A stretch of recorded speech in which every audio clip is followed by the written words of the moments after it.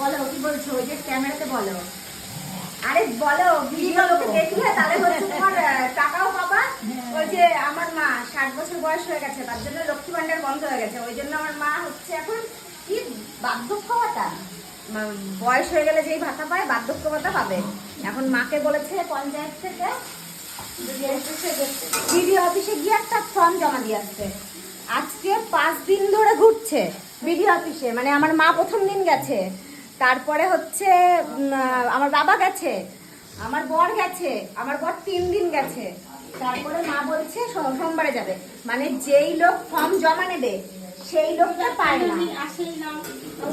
উনি হচ্ছে কোনো, ওনার নাম কি জানি না, উনি মুসলিম, তো মাঝে রোজা ছিল, রোজার জন্য উনি আসে না, মানে আসে নাকি বলেছিল 11টার মধ্যে যেতে হবে, 11টার মধ্যেই যাওয়া হয়েছে কদিন করে ভিডিও অফিসে, উনি আসেন না।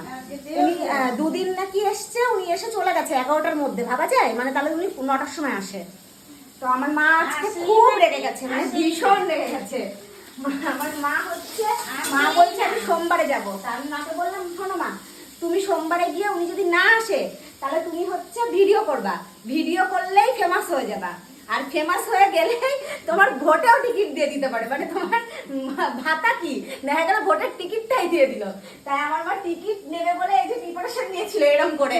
আমি বললাম এরম করলে হবে না, মমতা দিদির তাহলে মমতা টিকিটটাও নিয়ে দেবে, সেই জন্য আমার মা রেডি, এই মাথায় ঘোমটাটা দিয়েছিল এরম ভাবে।